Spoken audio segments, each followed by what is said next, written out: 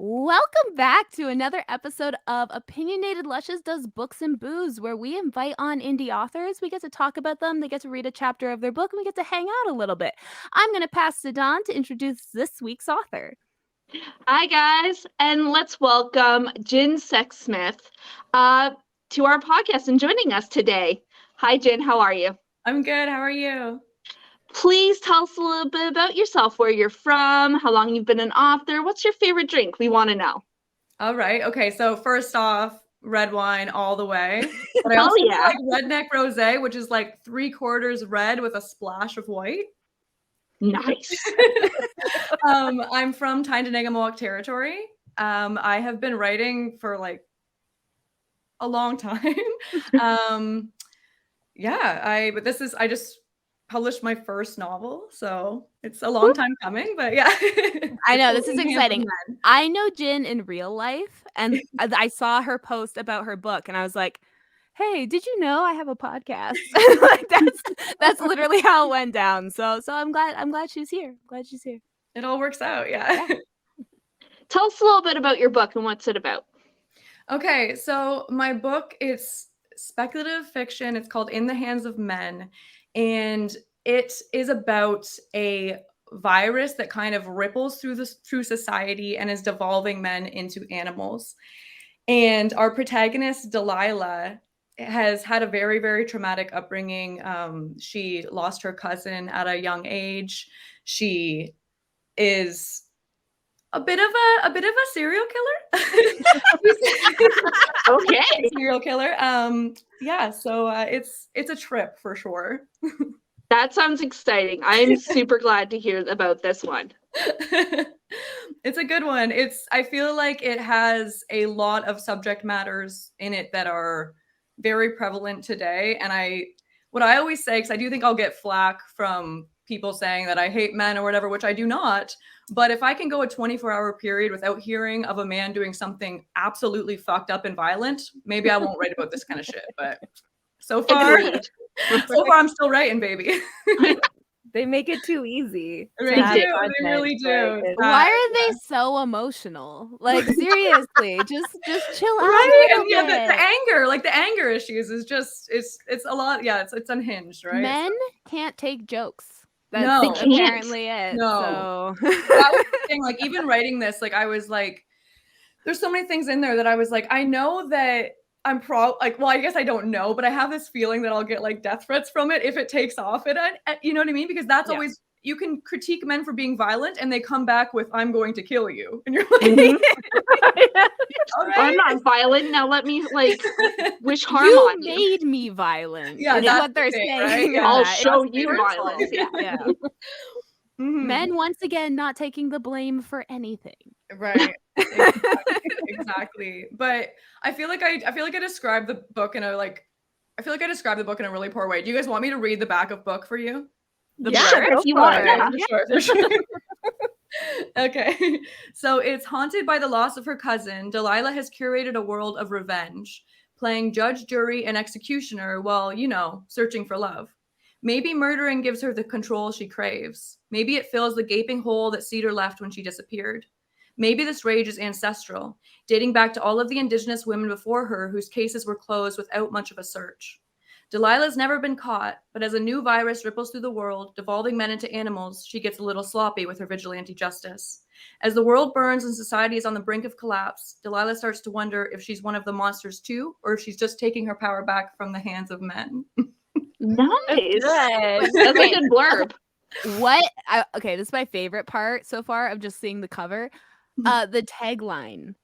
Boys will be boys, men will be animals. Yes, I read that. I was like, yes, I love that. And it sounds almost like a woman's rage sort of genre. And I feel like that genre of music that's picking up. Movies is just it's like, yeah, we're fucking angry. Exactly, right? It's so I thought it was funny because I was all done the novel and then SZA's Kill Bill came out and then T Swifty's vigilante shit came out and I was like, yo, we're all fucking pissed. And and it's so funny. My dad a couple weeks ago was like, are women getting really angry? And I was like, Yeah, they really are. My mom's like sitting there sipping tea like, yeah, we're fucking fed up. That's awesome. So I'm gonna read the drink words, and then we can get ready to hear the first. I believe you said you're reading the first chapter. Yes, I am. Yeah. Okay, so the first chapter of your book. So everyone listening, the drink words are drunk, camera, and control. So I'm gonna mute myself so you don't have to hear me sloshing my liquids. And feel free to start whenever you're comfortable. Alrighty. I'm excited.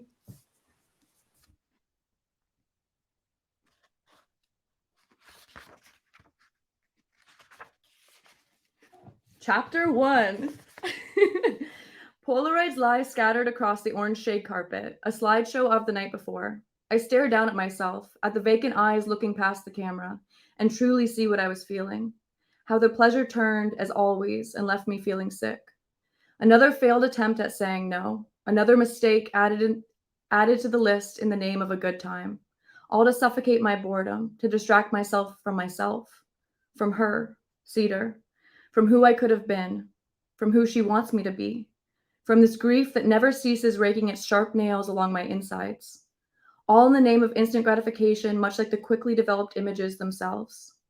I think about placing them in the box at the back of my closet, but change my mind at the last second. I'm not ready to hide them away yet. I want the night to stay fresh in my mind.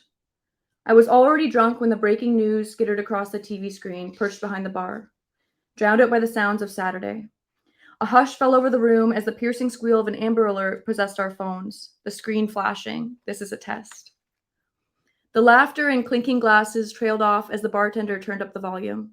Women are being urged to stay home, to stick with buddy systems if they must go out.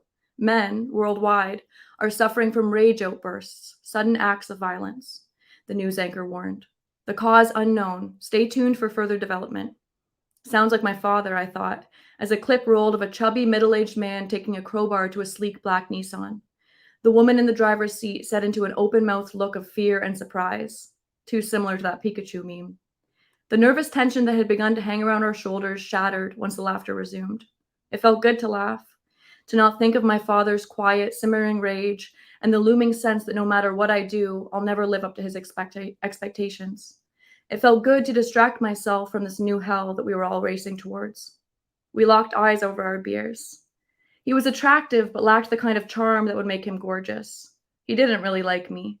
He was just the sort of man that rarely slept alone.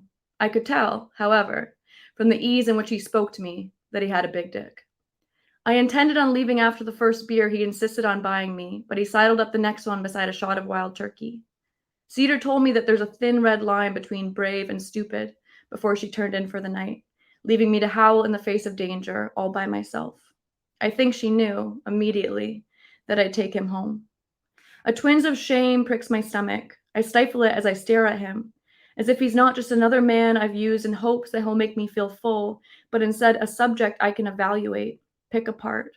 His breath is ragged, one deep inhale, one quick exhale, catching in the middle. A quick inhale like he's gasping for life after nearly drowning, followed by a long exhale. It fills my small bedroom with the smell of his stale whiskey breath. At least he's breathing. I glance around my room until I spot my camera perched atop my dresser. It's the one thing I always manage to keep safe. My Nan would be proud, if only, of that.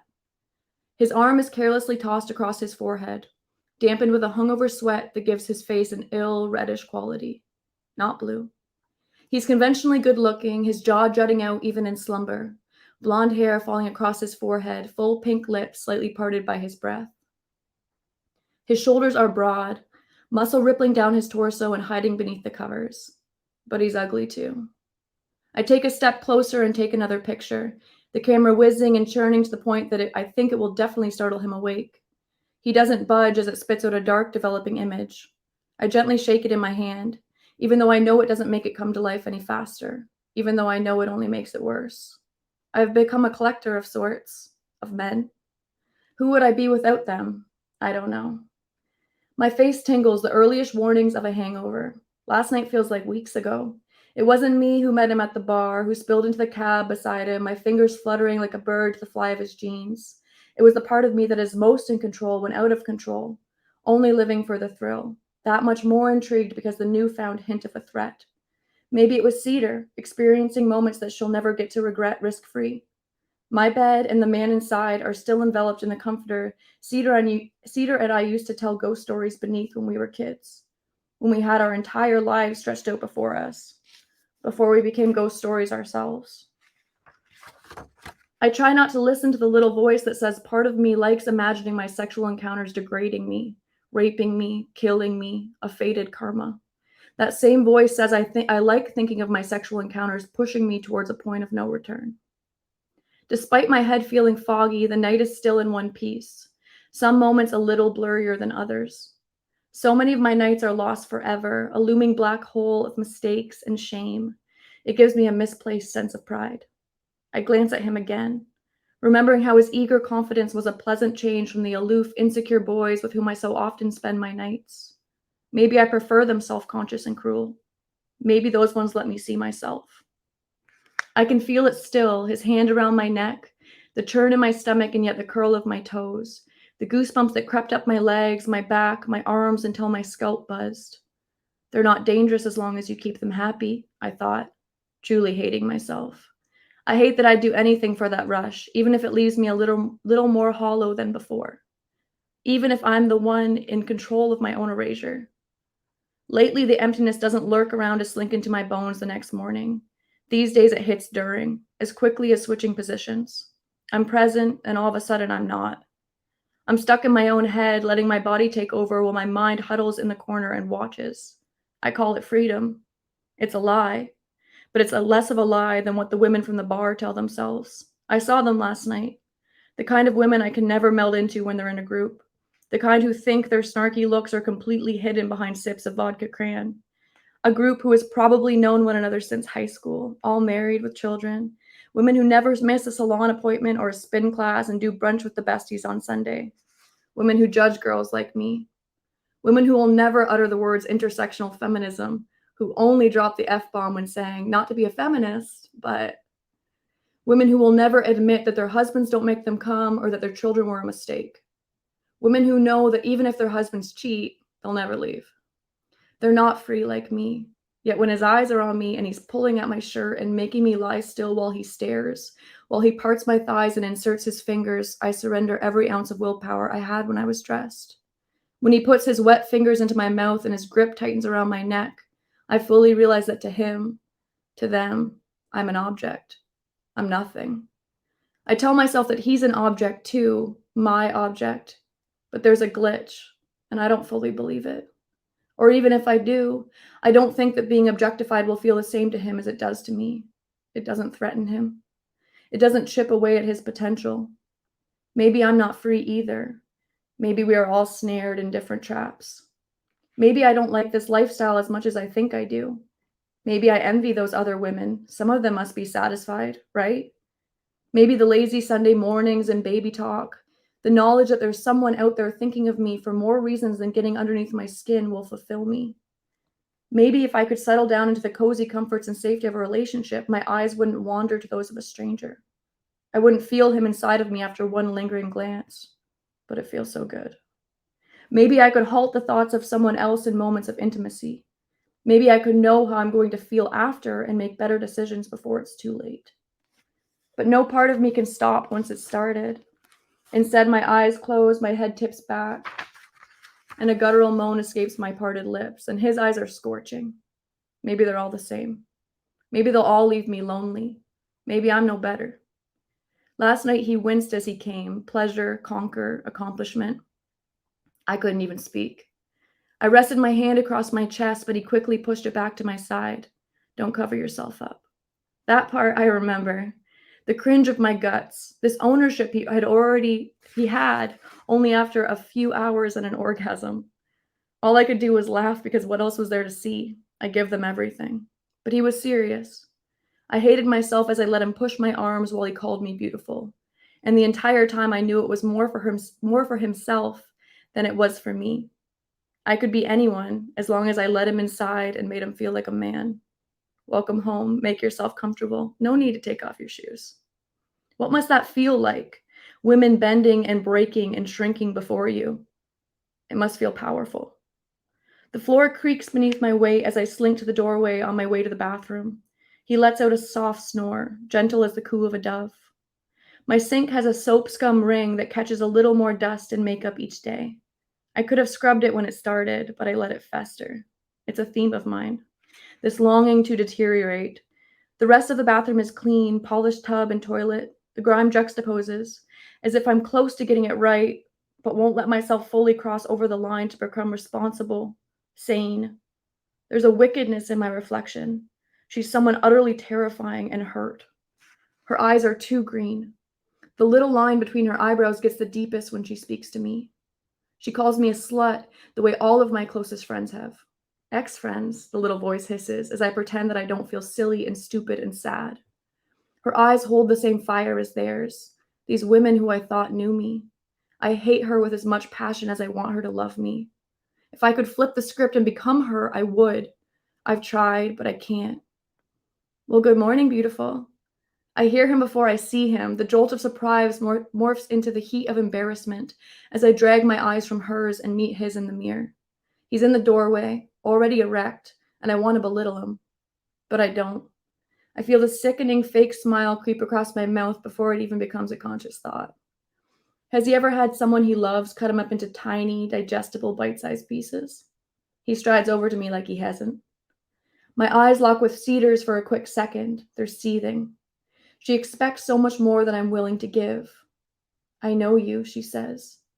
Cedar is the only person I cannot lie to. She is everything I want to be. She feels like a kick in the ribs. I watch my shaking hand squeeze too much toothpaste onto my brush. When I run it under the water, a clump falls to the sink, becoming one with the grime. I shove my toothbrush too quickly into my mouth, the plastic banging against my teeth, and I want to smash the mirror when I see Cedar's eyes flicker. You're better than this, they say. She wasn't always cruel. Life has a way of shaping us all. She did, however, always have a bite to her. My hygienist told me I need to brush softer. We only get one set of gums, she said. But maybe I like the taste of blood. Maybe I want to be all fang. Maybe that's what Cedar expects of me. He's looking down at my ass, this near stranger who I let inside. If I don't squat 3 times a week, it dissolves as quickly as it plumped. But he seems to think I was born with it as he grabs hold of my left cheek, shaking it like a gift. Fuck, you're hot. I mutter a thank you amidst this mouthful of spearmint suds. Men look at body parts the way little boys look at toys scattered across the sandbox, eyes full of smug innocence and wonder. I always end up with sand in my mouth. I lean forward to spit, and the arch of my back must be as good of a welcome as any because he jerks my pajama shorts off with one tug. My toothbrush falls to the sink. I place my hands on either side of the porcelain and don't meet my eyes. I can't stand the look of disappointment. I wish I could shed myself the way a snake sheds its skin. I wish I could shed Cedar too. Where the fuck did you go? The voice asks. Who the fuck have you become? The news says that you'll be able to recognize the sickness, that it causes a lack of impulse control. But that's nothing new. I've seen much sicker. Later today, he will tell his buddies all about the slut he met at the bar. If he likes me, he'll omit the dirty details and tell them, man, this girl was right on. Tonight, I will romanticize how we fucked in my washroom. I will tell myself that I wanted it. Tonight, I'll touch myself as I think of it. I'll claim it. I'll whisper my own name as my legs begin to shake. I'll pretend that I've always been and always will be in control. When he's once again dressed and as calm as a sunning cat, and I've cleared my throat 4 times and mentioned twice about having to work later, he finally makes his way out to the door and down the apartment stairs. He's bright and shining in the mid-morning sun, lingering on the front stoop of my apartment building. I want to call him Justin, but it could be Josh. Jamie? We had so much fun last night. You got to give me your number so we can do it all again soon. It could be cute, how he sandwiches our identities together in a plural pronoun, but it isn't. 8675309, I say with a smirk, wondering if he's old enough to hear Tommy two-tone in his head. Jenny, I need your number. His hand is outstretched, Samsung Galaxy resting in his large palm. I type girl from bar and hand it back. He doesn't take his eyes off of mine as he slips it into the back pocket of his Levi's. If I were eager, he would have left before I woke up. But there's an indifference about me that makes men constantly want to tear off their jackets and throw them at my feet, if for no other reason than to bring about a desire they can then reject. I come off as confident and cold, and to the unsuspecting eye, it looks like power. If I let them get to know me, they'll realize that I'm drunk too much of the time. They'll begin to see it for what it is, a weakness. I hope you have a great day, I say in lieu of a goodbye, my hand already on the door to steady myself from the dizziness of too much booze that the sunshine exasperates. He places his there too. I hope you have a great day. He could have emphasized the you, but he didn't. His eyes are alight. He wants to knock me off my feet, patronize me in a way only my daddy can. What part of last night rests beneath his tongue? What part of me will tickle his subconscious for the next 2 weeks? Does he think of me as courageous? Rebelling against societal fear, letting him in the only way I know how? I look at the bubblegum pink polish on my toes, suddenly demure. It must work. He leans forward and tucks a strand of hair behind my ear, resting his fingers on the back of my neck until I meet his eyes, an attempt at tenderness that comes off as forced. He kisses me on the cheek as if he's off to work, mouth already salivating over the pot roast I'll have waiting for him at 6 o'clock sharp. I can't wait to see you again. I remain silent, all at once taking our firstborn out of his car seat and backing over him in the driveway.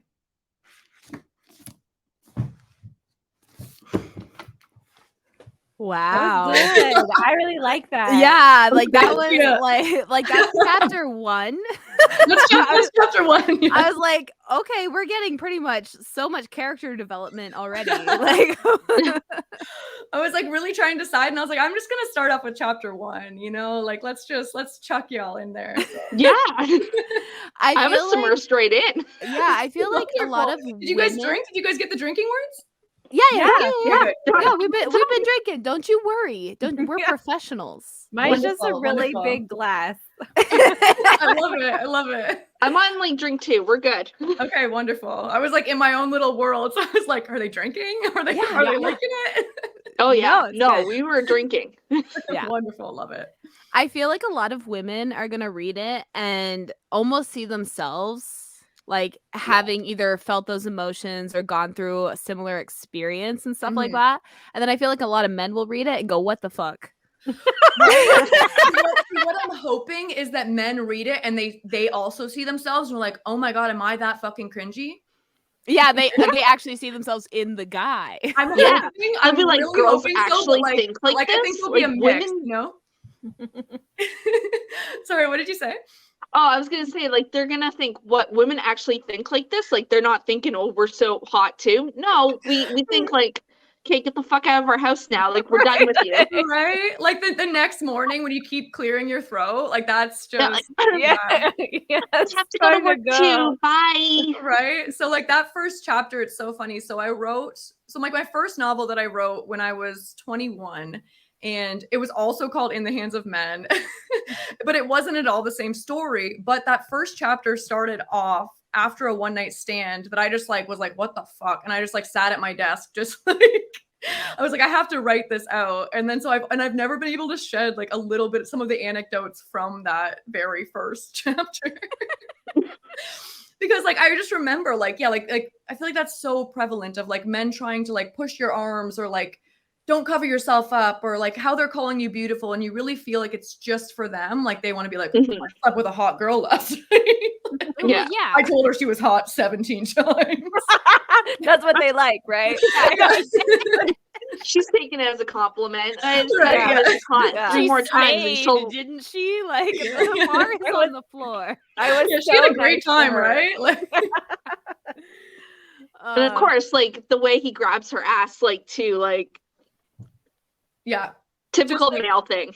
Yeah, shaking it like a gift, right? Yeah. That's so I classic. loved when you said how the character has to do like squats constantly to keep that up while the man just thinks that's she's like born that with way. it. Yeah. It's like when you ask men what type of makeup look they want and they say natural, but then you show them a no makeup face and they're like, not like that. Not that. Like, not that. Actually put scary. makeup on.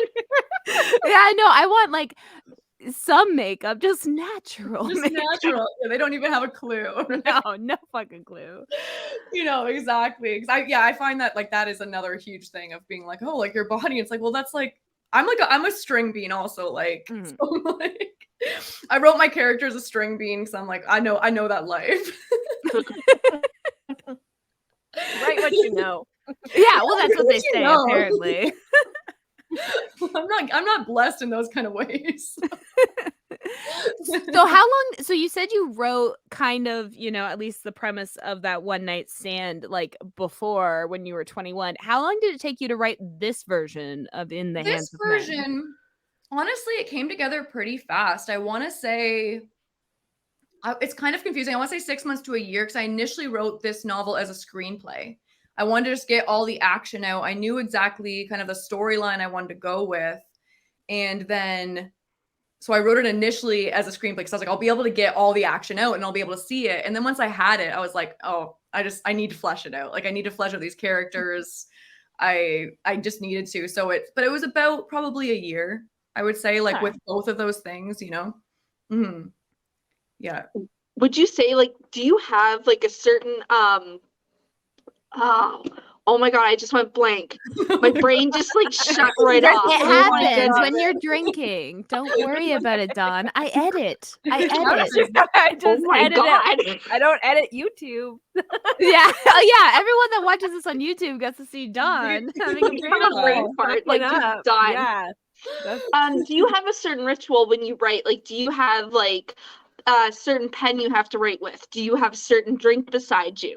Is there some sort of like ceremony or whatever when you start writing? Not particularly. I feel like I usually have like a little candle. I usually have like my little abalone shell that I like smudge with sometimes if like I gotta clean my own fucking energy to get in the right headspace. And I find I have to be very, very structured. So I have to like get up at a certain time. I can't really talk to too many people. Like I need to just get my coffee and go straight to work. Yeah. I find that if I don't do that, and even if I go on my phone, message people back or something, it's like I lose that like creative thread. And then the whole rest of the day is more of a struggle to get it out. Where if I just immediately make some coffee, trudge in here in my tracksuit and like light up my sage and light up my candle, that's usually pretty good. So it's kind of just like prepping the space a bit, but yeah. That's good. It works, but I feel like sometimes I'm an ass, so I'm like not letting anyone speak. Like, don't talk to me. I'm in my zone. Don't talk to me right now. Just it'll be their fault if the book doesn't get finished, right? Exactly. Like, exactly. Do they want that on their conscience? They of course don't. not. They really do not. So. What was the hardest thing about writing this book? It is such a traumatic book. So I just think that there are, and even like traumas in there that are not my own, that are fictionalized, but it's just so heavy that there was times, and like I found like I really fell in love with the characters and I got so attached to them that there are some scenes that like even reading over, I'd be sobbing. And yeah, I would be crying so hard. Like, and it was always like there's some like little moments between Cedar and Delilah that just, they got me. And I hope that will, like, I guess I hope that'll be the same for the reader. I don't know if it's just because I'm so close to it, but those were probably the hardest part. And then, I mean, there's so much, sexual abuse, and there's rape and sexual assault, everything in that. So you're having to go into those memories yourself or just fictionalized versions of, I think that as women, I honestly don't know a woman that hasn't been sexually assaulted. So I find it's like we're all very connected by our pain, but it is still so difficult to read and write, So I always want to warn people about that I think that this book it's traumatic and it's triggering, but I think that it's necessary. Yes. Mm-hmm. Well, that's one reason, like, even in the beginning, when we were talking about woman's rage, how it's becoming such a genre of its own. Yeah. And the issue is because it's like collective generational trauma that 50% of the population are experiencing. Exactly. Like, that's right? huge. Yeah.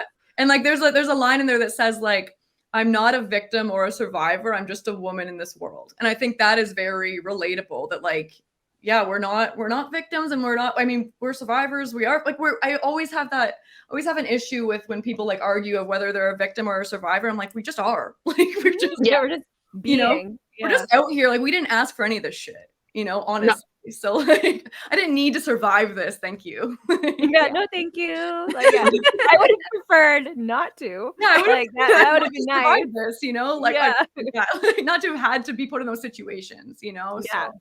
So, Is there? Sorry. So I might have misheard. Is there a clarification who Cedar is? Like, does she have the character have multiple personalities? So that's the thing. It's very kind of elusive in the first chapter. So it's meant to read kind of a little. It has elements of like psychological thriller that we're not completely sure what's going on with Delilah right now. Okay. Yeah. So you're telling me to read your book. I'm telling you. If you read it, you'll know what's going on.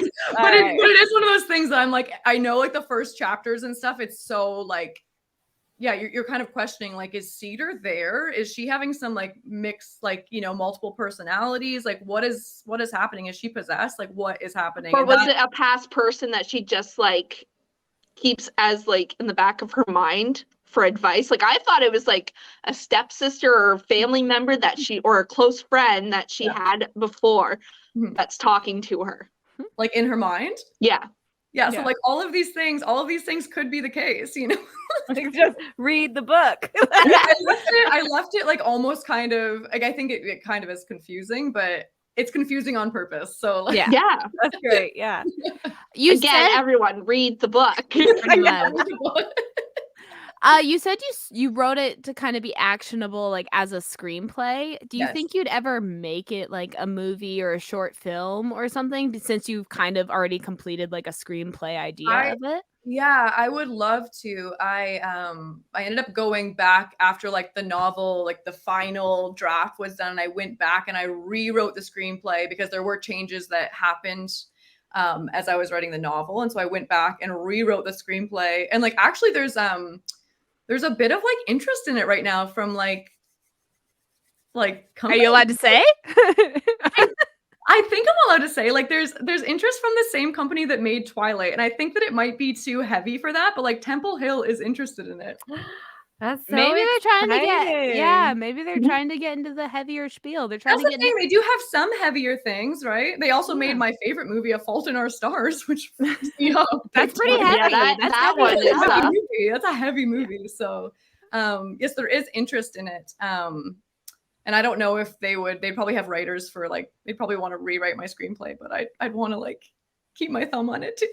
Yeah, I know. That's always the hard part, I think, with like making deals with like those kind of people. They will fund the project, which we always need. But then it's like sometimes they can kind of almost take over the creative process, which becomes difficult. Yeah. And that's always scary for me because it's like my baby, and I really like I have such big ideas of how I want it to, you know, be portrayed and everything. So, and even like down to like casting and stuff like that. Well, I was just about to ask who would play like Delilah. Who would play Delilah? Like we would need like a white passing Indigenous actress to play Delilah. We'd need to search for her. I want to tell, like, I feel like it's later in the book of like, but there's definitely a Timothée Chalamet part in this. Yeah. He has to be in everything right now. You hear that, Timothy? We need you to work in my mind. So yeah. Why not also put him in my movie? That's right. Fair. What advice would you give an inspiring author? Keep writing. Honestly, just keep writing, because I feel like your craft, like you improve so greatly if you just stay true to it. And as you develop and as we all grow, as like we grow and change as humans, I find that like and we have more experiences, our writing gets more interesting, but you just have to keep at it, keep working at it. And there's going to be so much rejection, and it's such a daunting ass process, but just keep at it. I know that's kind of boring advice, but I think that's, you know what, you're not the first person to say it. Like every author I think that's come on here initially says just write. Yeah. And so like I remember, so I remember reading, I think it was like Stephen King's On Writing, and that's kind of what he says too, just like write every day. set even like just something, just make sure you're always writing. So I went for like a couple of years and I didn't write and I didn't really read. And that's another huge thing. Read a lot. Because I feel like when you're reading, it's just, you know, you're thinking in the kind of, you're thinking of books, then you're thinking of sentence structure, you're thinking, you know, so those would be the two things. But, and also just like read Stephen King's on writing. So that was also. Read Stephen King. I like watched a thing but from R.L. Stein where he gave like was it the master class? Because I watched the master class with R.L. Stein. Yeah, but there was like one a few years ago where like it was like I was maybe still in high school. So like that was that's a little more than a few years ago, Sadia. Yeah, shut up. She's a baby. She's a baby, but I feel like R.L. Stein is just Stephen King for kids. So like it's funny that they have like the same advice. Just keep writing and reading this. And that's the thing, because I feel like they both just kept at it too, right? And like, because Stephen King, hopefully, like I'm right about this. Hopefully, I'm not just like fucking spreading misinformation. But apparently, what from my knowledge, Carrie was Stephen King's 6th novel, his shortest novel, and he was planning on fucking being done writing at that point because he was like, he'd written 5 novels before that. They had gotten nowhere. Rejection. Fuck you, Stevie. And and so he wrote Carrie, a short novel that he honestly thought was just like, meh, okay. Like, there's not a whole lot going. The plot line is pretty straightforward. I think it's brilliant. It is brilliant. Yeah. But he just thought, like, this is me just kind of fucking phoning it in, and then I'm going to be done, and I'm going to go get another fucking job. Or keep working wherever the fuck he was working. And just be done with it. And then Carrie got picked up. And then he's Stevie fucking King, right? Yeah. So that has always stuck with me of being like someone that we all like think of as like one of the biggest writers, like the most one of the most recognizable names. Mm-hmm. And like he was rejected so many times, but he just kind of kept at it. It's always been very inspirational. Yeah, I don't know any author or any artist really, any creative that's ever like just got picked up on the first time that wasn't a Nepo baby. So exactly. That's the only exception. Everyone else has been shit canned constantly. Yeah. Yes. Like we finally get somewhere and we're like broken and bruised. And that's right.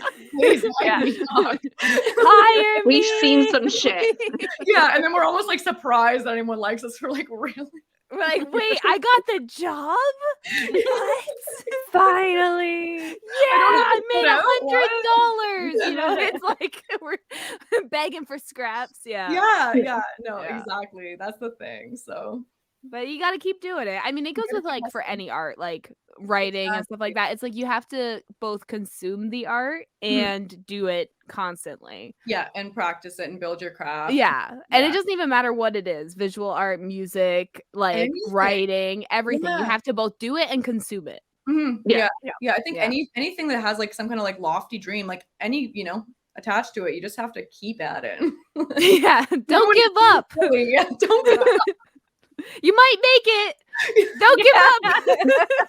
You know, like inspirational. Have you guys ever seen that video where it's like the little boy and he's like, he's telling kids that like they can ride their bike if they just believe in themselves? Oh my god! I'm gonna look for it and link it below. He's like, if you believe in yourself, you can ride your bike. And then he goes like, rock and roll. Oh my gosh. It's rock and roll. We all need to know that we can ride our bikes some days. Exactly. Yeah. He's like, I wonder what he's doing now. I'm sure he's probably like an adult now. I hope that he's like a motivational speaker. I hope he learned how to ride a bike. That's what I'm saying. I hope he can still ride. Yeah. He's just a snake oil salesman. He's like a motivational speaker. He's like telling you can ride your bike, but he really can't, you know? He like still can't ride a bike. He's a big grifter, you know? Grifter. Grifting is one of my favorite words. Grift. So this is like your first published book. Like are you planning any more like future like books in the future?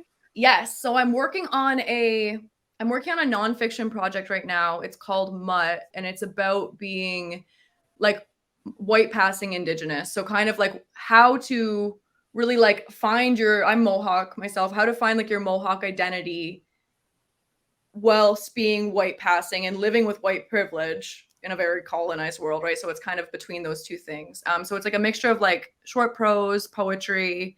I want to have some like interviews and stuff in there as well. But yeah, it's still a work in progress, but it should be out next spring. So yeah, that's cool. That's cool. I mean, I guess we should tell people like, yeah, you know, that's like I know you because we went to high school, and my high school, which isn't even Moira anymore. It's like what, Bayside or something now.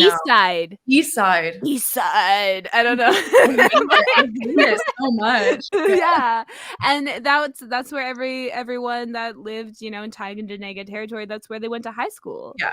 Because they had the Mohawk busing. Yeah, Mohawk busing. They had the Mohawk language program. They had the Tyendinaga Mohawk student council. Yeah, everything. Mm-hmm. Yeah, like all that kind of stuff. So I got to experience a little bit of it. Mm-hmm. But I'm white, so that's you know. It's one of those things though. Like I feel like people who went to Moira, they had more Mohawk culture than anyone else, you know, like at any other high school, right?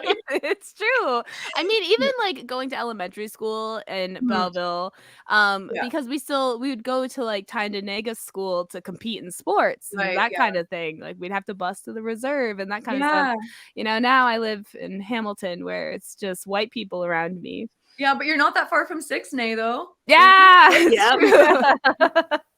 I think Indigenous education should be in all schools, like and mix. Like I feel like together, taught together, both cultures, not a separate class for this and a separate class for that, but to build relationship and for like white colonists to know their wrongdoings and to even like see the turmoil that it has on their peers. I think that's really important. It's really great that history class, right?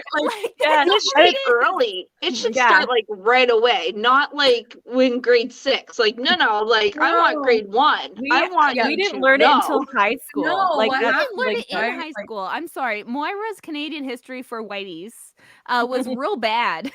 Real bad. Yeah. No, that's the thing. It should be necessary, and it shouldn't be this like segregated classes of like, oh, like we'll have a history class for the Indigenous kids because a lot of the Indigenous kids already know the real history. They right? do. Like I always grew up knowing everything, and it's like, and I'm trying to tell other people, and they're like, I didn't learn that. Must be right? Like, why are you lying? Right? Yeah. That's not what we learned. Yeah, to create like actual reconciliation and an actual like better future, it needs to be known, because instead there's so many white people who are just extremely fucking racist and have all these mixed ideas of even Indigenous rights and stuff, like things like that, and like, oh my goodness.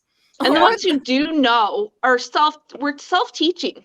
Like we have to learn it ourselves. Like it's because it's not in school. No. It's funny that these ignorant people go to the reserve, forget their smokes and stuff. You know what I mean? Yeah. Like I worked at smoke shops for years, and like that was always the thing that was so crazy. You'd literally hear someone saying something racist to you while they're asking for cheaper cigarettes. Yeah. Are you serious? Like, can you hear yourself right now? And like, and honestly, I would say to people too, like, it's a privilege that we even let you on the res, because there's some res they don't. There's some reses that are not, you know, but it would just go right over the head. Yeah, it does. Well, my favorite is the white people that try to pretend they're not racist by saying they're like a quarter or an eighth or a 16th of something. And I like that they said that they were part and they're not even. Yeah, it's like say anything is a language. Tell what say anything. Yeah. Say anything. Yeah, tell me a single relative of a you know, that's still like, alive. Yeah. What was the name of the reserve you're from? Like the area you lived in? Like what? That's always a thing. That is second that they have to make a connection to any relatives. It's like, we weren't really close to any of my family, and it's like, this is bullshit. Like, I was like, not being close to your family is a really big white trait, actually. Like, you know what's really gross? Is that we have some politicians who are faking it, like they're pretending that they're Aboriginal and they're not. like in Alberta, Danielle Smith lied and said she was part. Right? Yeah. Oh. It's absolutely unhinged and just like, I have no words. But we're seeing it happen so much more often these days. And it's just like, what the fuck is happening? It's not even being hidden anymore. Like, yeah. it was This could be real life. blatantly ignorant, I guess. Yeah. And like, who just wakes up one day and is like, I'm gonna pretend to be indigenous because like, like you gotta have more sway. Yeah, because they're grifting. They're grifting. Like, it's so easy to find out. Like, everyone has the internet. Anyone can ask. Like, yeah. It's too easy. Are they from your res? Like, do you know them? Like, no. They're grifting. I love that. They're big grifters. Yeah. Full circle over here. Yeah, well, I also feel like, you know, like I keep bringing it back to women's rage because that's like my topic nowadays. Yeah. But like the fact that it's coming from like an indigenous perspective, because I do feel like even though women's rage is becoming like a big genre, it is mainly from a white woman's perspective. Yeah. You know, like a lot of the music is either done by white women or books written where the default's the white woman, or like even horror movies, it's like white women. It's like, yeah. So I feel like it's like nice to have that different perspective, you know, intersectional feminist, you know? Exactly. I think it's so important, right? Because we're seeing, I mean, the amount of like missing and murdered Indigenous women, and we're seeing I was just gonna say that. You know, we're seeing it constantly how like it's just they're not treated with respect. They're not treated with the same, they're not treated with the same searches, the same anything. Like it's just, oh, oops, sorry. We can't search that landfill or whatever, right? Like, or she climbed into that dumpster, or we're seeing things like this constantly. And like it's such a huge part of my rage. And I think that it's a part of women's rage that it's never really been fictionalized, I don't think. And so I think that it's an important message, you know? Yeah. Because you see it constantly, it's constant, like, and all out west, like it's Indigenous girls and women go missing, and the amount, so like I went into like such in-depth research on like of all like the different cases of missing and murdered women as I was writing this book, and the amount that it's like, oh, they were found in a super like suspicious situation, like, oh, they were found naked in a ditch, and the police are like, not suspicious. Yeah, she just chose to take off her clothes and you know, was brutally assaulted, but like that's just normal, and fell asleep in a ditch and just died, like or something like that, and they'll be like, oh, I think it was suicide, and it's like, are you fucking kidding me? Like, it's just the audacity and just the blatant disregard it's mind-blowing, and it wouldn't happen to white women. No, it wouldn't. No. You know? We would be known if there was suffocation, like that is suspicious. But when it's someone who's Aboriginal, it's like, no, that's normal. Yeah. It's brutal. It's disgusting. Or families having to search for their loved ones instead of police doing the fucking work. Like families having to demand that police do the most basic searches, and they just brush it off. Like that happens constantly as well. So there's a lot of aspects of that in this book too, and like because that's so prevalent. Yeah, I mean, there's a lot of anti-Indigenous sentiment built into policing, built into social work, built into the Canadian institutions like the RCMP. You know, like it's built in. Like the systems are built that way. They're doing what they're supposed to do. They actually, are. Like that's exactly. Yeah, that's where it's messed up. For sure. It's so disgusting, and that's the thing, like but that is the truth of it, right? And so like that's why they don't really say anything, so like we're just doing our jobs. Technically they are, which is disgusting. Yeah, they're doing what the taxpayers are doing. Exactly. But yeah, it's fucked up.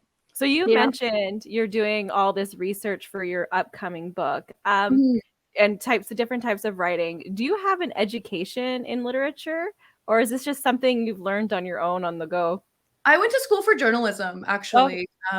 So it's funny. I really wanted to go to school for creative writing in BC. And my mom, I was like 17 at the time, and like she refused to let me even apply. And it's, as an adult, looking back and being like, why didn't I just apply? Yeah.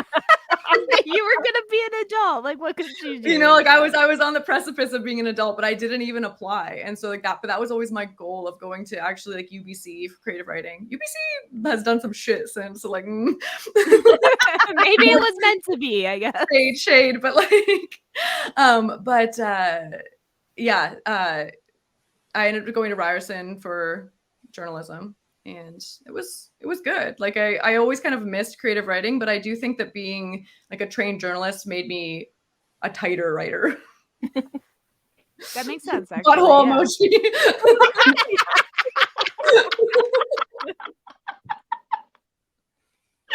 Why does that not exist? Also, like, is there a butthole emoji? There should be. Do the peach. Do the balloon, because then you could be like balloon nut in the hole or starfish. Oh yeah, starfish. Love it. Yeah, I like that one. That works. Do you want to tell us where people can find you? Yes. And where your book? Yes, so they can go to ginsexsmith.com. That'll have like all my links to buy, everything. We might be getting an Amazon exclusive. Ooh. So like kind of keep posted, but also like you can follow me at Gin Sexsmith. Basically everything is just Gin Sexsmith. Gin Sexsmith on Twitter, Gin Sexsmith on Instagram, ginsexsmith.com, the whole nines. Yeah. And all those links will be in the description below, so it makes it easier for the listener to find. Yeah. Because I feel like I like said my last name in a weird way. So, like Sexsmith? I don't know how to spell that. Me either, honey. We talked about it before the episode. Yeah, because I thought it was a pen name. I was like, that is such a good pen name. But then I found out it's your real name, and I was like, that's even better. I know. I always get that people are like, oh, it's kind of a weird alias you've chosen. It's like it would be if it was an alias. However, like I had to go through a lot of years of brutal bullying. I earned this. Fair. Because like I was it. telling them, I was like, because I hung out with your brother more in high school. So like I remember like everyone making fun of his name. They used to tell him that he was the blacksmith of sex. Exactly. I got that a lot too. Right? Cool eventually, I That guess. sounds like it would be cool though. Like, but in high school, I don't know, sex was all weird, but Was also it we gross? wanted to do it. I don't know. It was like sex was hidden beneath like blankets on couches, right? Yeah, like I got pregnant. Sex as a teenager is weird. Like you're just like fumbling through life. You're like, I don't know if I'm supposed to do this. Yeah. I got pregnant and I was the biggest slut ever. And I'm like, I had sex with 2 people. Like, what are you talking about? I know people that had sex with more people. I'm sorry they don't have evidence. Yeah, like, it just stuck with me, okay? I'm sorry. This one didn't go away. Yeah. So this one was for realsies. It wasn't. It's just because you had evidence that you had sex, okay? Jessica, that was it. Right? And I was also like a legal adult, and it was still weird because I was like in high school, 18, and they're like, how dare you? And I'm like, what have you been doing? I see what you've been doing. What are you talking about? Yeah. So thank you so much, Gin, for coming on. Thank you for having me. Yes, thank you. I'm really excited for your book. I'm excited to like personally know an author like now. So Dawn, you're also supposed to be writing, so you should get on that. So I know 2 authors. Thank you. I appreciate it because I like to name drop. Baby, what are you working on right now? What are you working on? Oh, it's a work in progress, that's for sure. It's a dark romance, and it's like college based, and it's a hockey player. And yeah, it's a work in progress. This is why I had to read the back of my book, because I'm the same way. I'm like, it's like, I don't know. I don't know. Dawn's really big on book writing, that's for sure. Yeah. That's going to be interesting. So can I write your blurb? You can write my blurb. I'll totally write your blurb. I'll blurb the shit out of it. All right. You're also going to be my narrator. Like, I'll do it both. I'll all the talents. You just write the book. Just finish the damn thing. Sonya's gonna be my graphic designer. She's gonna be my illustrator, doing my cover, because I can't do that. I love it. I just need a scabna. You guys think I'm so talented. I'm not. I just layer images. at least a good like 6 months to a year before I actually get this done. She's giving you time. She's giving you time to improve your skills. Yeah. I don't use Kavanaugh as a Well done, craft woman. Well done. It's just women. Use your women's rage. Yeah. Use it. Okay, well, I'm gonna end it here. I would say thank you everyone for listening. Thank you again, Gin, for coming on. And again, if you're watching our YouTube, you see her. Sorry, my cats are fighting. You can see her link scrolling along the bottom, as well as you'll find all her links clickable in the description below. And yeah, so thank you again, and I'll see you next week with a new indie author. Good night. It was a pleasure. Nice to meet you. Thank you so much.